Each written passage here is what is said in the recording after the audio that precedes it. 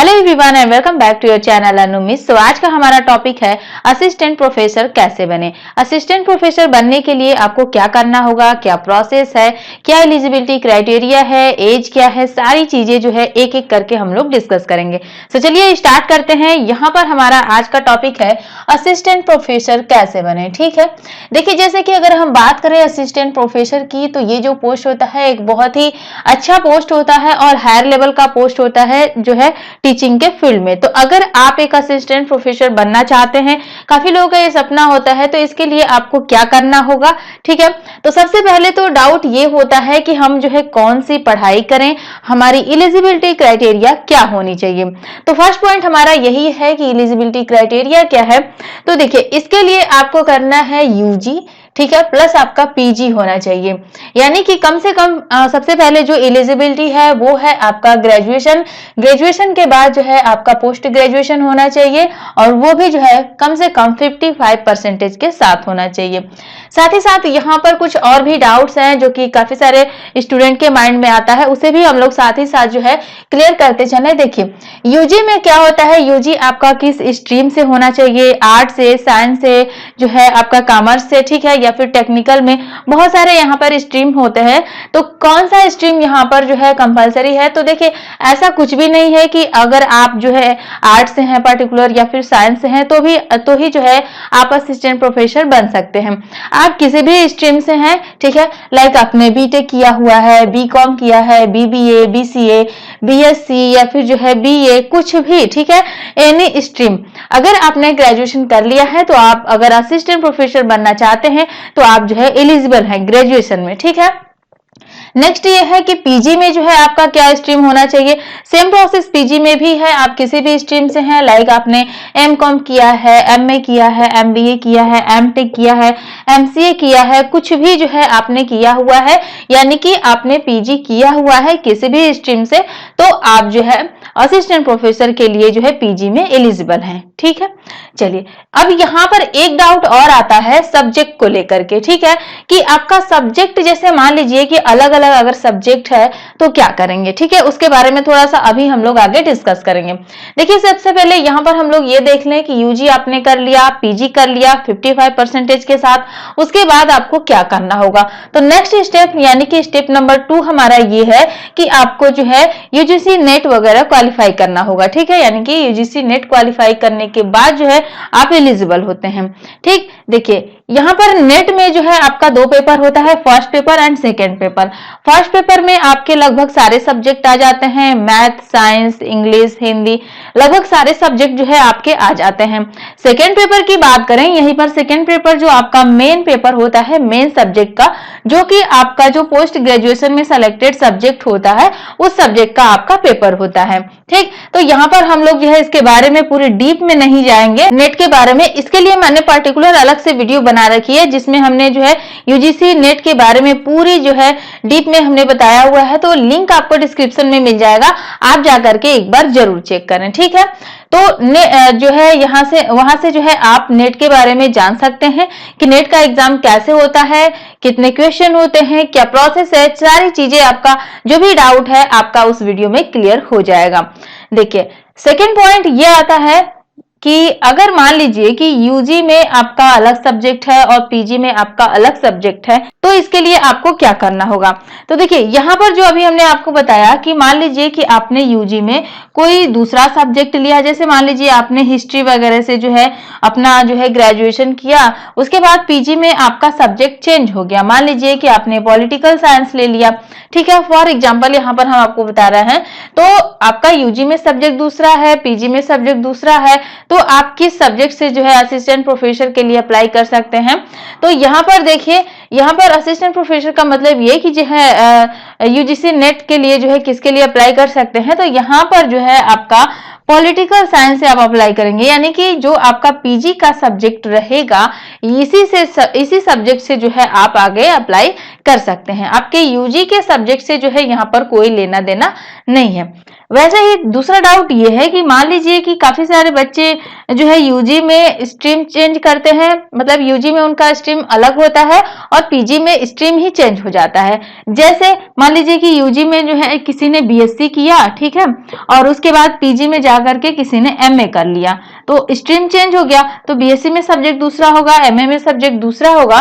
तो अब यहाँ पर जो है क्या करेंगे, तो अब यहाँ पर भी वही काम करेंगे जो आपका पीजी का सब्जेक्ट रहेगा, जिससे आप एमए करे रहेंगे, ठीक है, जो सिलेक्टेड सब्जेक्ट रहेगा आपका, उसी सब्जेक्ट से जो है आप आगे अप्लाई कर पाएंगे। यहाँ पर भी जो है यूजी का जो सब्जेक्ट है, जो स्ट्रीम्स है, उससे जो है कोई भी लेना देना नहीं है। क्लियर? उम्मीद है कि डाउट ये क्लियर हो गया होगा सब्जेक्ट से रिलेटेड और स्ट्रीम से रिलेटेड। ठीक है, चलिए नेक्स्ट पॉइंट ये आता है, मान लीजिए कि आप जो है यहाँ पर एक चीज और देख लीजिए कि जैसे मान लीजिए ये सारी क्राइटेरिया आपने जो है फुलफिल कर ली, अब उसके बाद जो है क्या प्रोसेस है, तो थोड़ा सा देखिए यहाँ पर जो है मान लीजिए कि आप ये सोच रहे होंगे कि अगर आप जो है नेट का एग्जाम ना दें तो इसके अलावा क्या सोल्यूशन आपके पास हो सकता है। तो देखिए अगर हम बात करें नेट के बारे में, तो ये जो है आपका एक नेशनल लेवल का एलिजिबिलिटी टेस्ट होता है। ठीक है, अगर आप जो है नेट एग्जाम नहीं दे सकते हैं, वैसे अगर आप नेट क्वालिफाई करेंगे तो आप जो है पूरे भारत में किसी भी कॉलेज यूनिवर्सिटी में जो है आप असिस्टेंट प्रोफेसर के लिए जो है अप्लाई कर सकते हैं। ठीक है, इसके अलावा जो है मान लीजिए कि आप जो है नेट नहीं दे रहे हैं, तो आप जो है सेट का एग्जाम दे सकते हैं। ठीक है, सेट जो कि आपका स्टेट लेवल का होता है और नेट जो है आपका नेशनल लेवल का होता है। तो अगर आप सेट देते हैं तो स्टेट में जो है जितने भी कॉलेज यूनिवर्सिटी हैं उसी में जो है आप केवल अप्लाई कर पाएंगे। ठीक है, देखिए यहाँ पर जो है आपके पास जो है यूजीसी नेट, सीएसआईआर नेट, ठीक है, और साथ ही साथ जो है सेट, इतने एग्जाम जो है आपके पास होते हैं, आप जो है किसी को भी क्वालिफाई कर सकते हैं। ठीक है, इसके बारे में मैंने आपको बताया कि पूरी डीप में जो है हमने एक अलग से वीडियो बनाई है जिसमें जो है सारे डाउट्स जो है आपके क्लियर हो जाएंगे, एक एक पॉइंट, तो आप जो है जरूर उसे एक बार चेकआउट करें। देखिए अब नेक्स्ट पॉइंट अगर हम बात करें कि जो है मान लीजिए कि आप अगर नेट वगैरह क्वालिफाई कर लेते हैं तो आप जो है कहां पर, यानी कि किस कॉलेज में जो है, किस यूनिवर्सिटी में असिस्टेंट प्रोफेसर के लिए अप्लाई कर सकते हैं, यानी कि कहां पर जो है आप जॉब करेंगे। ठीक है, तो देखिए आप जो है किसी गवर्नमेंट या फिर किसी गवर्नमेंट सेंट्रल या फिर स्टेट यूनिवर्सिटी में जो है अप्लाई कर सकते हैं, या फिर किसी स्टेट हायर एजुकेशन डिपार्टमेंट में अप्लाई कर सकते हैं, या फिर किसी भी प्राइवेट यूनिवर्सिटी जो कि अच्छी खासी यूनिवर्सिटी है वहां पर भी जो है असिस्टेंट प्रोफेसर की डिमांड होती है, तो वहां पर भी ये सारे एलिजिबिलिटी क्राइटेरिया जो है वहां पर भी फुलफिल करनी पड़ती है, तो वहां पर भी जो है आप असिस्टेंट प्रोफेसर के लिए अप्लाई कर सकते हैं। क्लियर? प्रोसेस इसमें क्या है कि किस तरीके से होगा, प्रोसेस हमने आपको बताया, एक बार फिर से सुन लीजिए कि आपका यूजी होना चाहिए, पीजी होना चाहिए, उसके बाद जो है नेट, सेट या फिर जो है आपका पीएचडी, ठीक है, ये क्लियर होना चाहिए। देखिए यहां पर एक चीज और देख लीजिए कि क्या आपको पीएचडी करना यहाँ पर कंपलसरी है। ठीक है, देखिए अगर आप नेट क्वालिफाई कर लेते हैं तो आप जो है कहीं पर भी एमफिल या फिर पीएचडी के लिए जो है आप एलिजिबल हो जाते हैं, यानी कि एमफिल और पीएचडी में एडमिशन ले सकते हैं। अगर आप पीएचडी करना चाहते हैं तो पीएचडी कर सकते हैं, उसके बाद जो है आप जो है असिस्टेंट प्रोफेसर बन सकते हैं।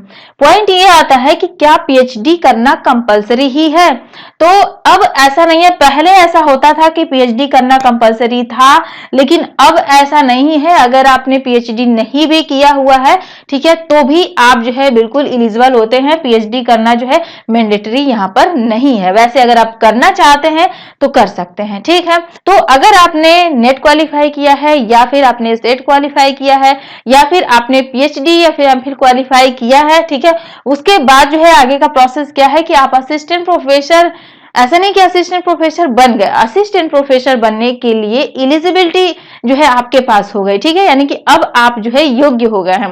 उसके बाद आपको करना क्या है कि वैकेंसी चेक करनी है कॉलेज में, यूनिवर्सिटी में। ठीक है, आपको ऑनलाइन वेबसाइट पर, उसके ऑफिशियल वेबसाइट पर जाकर के आपको वैकेंसी चेक करनी है। उसके बाद जो है आपको एग्जाम देना है, इंटरव्यू देना है। इसका मतलब ये है कि बहुत सारे कॉलेज यूनिवर्सिटी ऐसी हैं जो कि डायरेक्ट इंटरव्यू पर जो है आपको रखती हैं, यानी कि आपको पोस्ट मिलती है, और बहुत बहुत सारे ऐसे भी हैं जहां पर उनका कुछ अलग रूल रेगुलेशन होता है। पहले जो है एग्जाम लेंगी, उसके बाद इंटरव्यू लेंगी, ठीक है, उसके बाद जो है आपकी पोस्टिंग होगी, तो उसके अकॉर्डिंग जो है आपको यहाँ पर होगा। उसके बाद जो है आप असिस्टेंट प्रोफेसर के पोस्ट पे जो है आप कार्यरत हो पाएंगे, ठीक है। चलिए देखिए, यहाँ पर प्रोसेस हमने आपको बता ही दिया कि पहले अगर हम बात करें डायरेक्ट भी इसमें जो है आपका क्या सिलेक्शन होता है। डायरेक्ट में आपका केवल व केवल इंटरव्यू होगा, ठीक है, इंटरव्यू के लिए आपको बुलाया जाएगा, इंटरव्यू के माध्यम से आपका सिलेक्शन हो जाएगा। दूसरा पॉइंट ये है कि रिटन एग्जाम होगा, उसके बाद आपका जो है इंटरव्यू होगा, यानी कि जो भी आपके जो है रिक्रूटमेंट जो एजेंसी होती है जहां पर जो है आप अप्लाई कर रहे हैं, जिस भी कॉलेज में, यूनिवर्सिटी में, ठीक है, उसके अकॉर्डिंग अगर उनका जो है कुछ टेस्ट वगैरह है तो आपका वहां पर रिटन होगा, उसके बाद जो है आपका इंटरव्यू होगा और उसके बाद जो है आपका सिलेक्शन होगा। क्लियर। थर्ड पॉइंट की बात करें, यहाँ पर कुछ अलग अलग यहाँ पर भी कंडीशन होती है। जैसे कुछ जगहों पर क्या होता है कि आपका किस तरीके से सिलेक्शन होता है, तो इंटरमीडिएट की परसेंटेज प्लस यूजी का परसेंटेज प्लस पीजी का परसेंटेज, उसके बाद रिटन एग्जाम होता है, उसके बाद इंटरव्यू होता है, और उसके बाद जो भी आपका वहां पर जो कट ऑफ बनता है, जो परसेंटेज आता है, ठीक है, उसके अकॉर्डिंग जो वहां का सिस्टम होता है, उसके बाद जो है आपका जो है असिस्टेंट प्रोफेसर के पोस्ट पर जो है पोस्टिंग होती है, ठीक है। अब यहाँ पर देखिए एज क्राइटेरिया क्या है, एज कितना होना चाहिए, तो इसमें कोई भी अपर लिमिट जो है नहीं है एज के लिए, ठीक है। बट यहाँ पर कुछ सिस्टम है, जैसे कि अकॉर्डिंग टू रिक्रूटमेंट एजेंसी, कुछ ऐसी भी रिक्रूटमेंट एजेंसियां हैं जहां पर कि उनका कुछ अलग अलग रूल रेगुलेशन होता है, उनका पर्टिकुलर वहां का सिस्टम होता है एज के लिए कि वहां के लिए एज क्राइटेरिया इतनी होनी चाहिए, तो उसके अकॉर्डिंग जो है आपको उसे जो है क्लियर करना होगा जहां के लिए आप अप्लाई कर रहे हैं। अगर वहां पर एज क्राइटेरिया है तो उसके अकॉर्डिंग आपको वहां पर दिया जाएगा, ठीक है। वैसे यहाँ पर कोई भी अपर लिमिट जो है निर्धारित नहीं की गई है। सैलरी की बात करें, सैलरी इसमें जो है आपको एक अच्छी खासी सैलरी मिलती है असिस्टेंट प्रोफेसर के पोस्ट के लिए। तो देखिए यहाँ पर कम से कम जो है सैलरी इसमें आपकी 57 या 700 पर मंथ इसमें जो आपकी सैलरी होती है, और साथ ही साथ आपका डीए, एचआरए, ठीक है, साथ ही साथ जितने भी आपके जो गवर्नमेंट के थ्रू जो आपको सुविधाएं दी जाती है बहुत सारी, वो सारी चीजें जो है आपको दी जाती है, वो चीजें इसमें ऐड होती है। उस तरीके से देखा जाए तो सैलरी आपकी बहुत ज्यादा यहाँ पर जो है बढ़ जाती है, ठीक है, एक असिस्टेंट प्रोफेसर की। देखिए कुछ और भी पॉइंट है, जैसे यहाँ पर देखते हैं, अगर हम बात करें कि जो आपका ग्रेजुएशन है, ग्रेजुएशन का परसेंटेज क्या इसमें मायने रखता है कि नहीं रखता है, ठीक है। यहाँ पर भी जो है कुछ बच्चे कंफ्यूज हो जाते हैं। तो देखिए यहाँ पर होता क्या है कि जो आपका ग्रेजुएशन का परसेंटेज होता है, अगर देखा जाए तो इसका कोई भी आगे महत्व नहीं होता है, बट जितने भी जो है आगे जितने भी कॉलेज यूनिवर्सिटी हैं, ठीक है, जितने भी रिक्रूटमेंट एजेंसी हैं, वहां पर जो है अलग अलग प्रक्रिया होती है, यानी कि चयन प्रक्रिया उनकी अलग अलग होती है, ठीक है। अलग अलग जगहों पर चयन प्रक्रिया जो है वो अलग अलग होती है, जिसके अकॉर्डिंग कहीं कहीं पर जो है ग्रेजुएशन का परसेंटेज जो है महत्व रखता है, और कहीं कहीं पर ग्रेजुएशन का परसेंटेज जो है महत्व नहीं रखता है, ठीक है।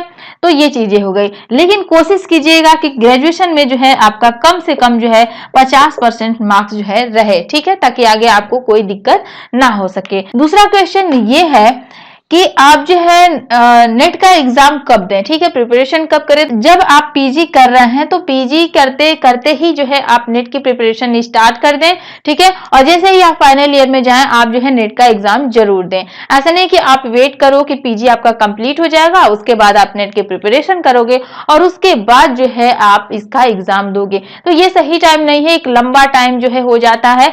ऐसे ही देखा जाए तो एक असिस्टेंट प्रोफेसर के लिए जो है काफी लॉन्ग टाइम लग जाता है, और ऐसे बीच में आप फिर ऐसे गैप करोगे तो और भी ज्यादा टाइम जो है आपको लग जाएगा। तो इसका जो बेस्ट टाइम है वो यही है कि पीजी करते करते आप प्रिपरेशन करो और फाइनल ईयर में जाकर के आप नेट का एग्जाम जो है दे दो, ताकि आपका जो है नेट एग्जाम क्वालिफाई हो जाए और आगे का प्रोसेस जो है आप कर पाओ। क्लियर। तो आज के लिए इस वीडियो में बस इतना ही। उम्मीद है कि आपको आज की जानकारी पसंद आई होगी। अगर आपको आज की वीडियो पसंद आए तो वीडियो को लाइक करें, ज्यादा से ज्यादा वीडियो को शेयर करें, और ऐसे ही जानकारी के लिए अन्य चैनल को सब्सक्राइब जरूर करें, साथ ही साथ बेल आइकन को प्रेस जरूर करें।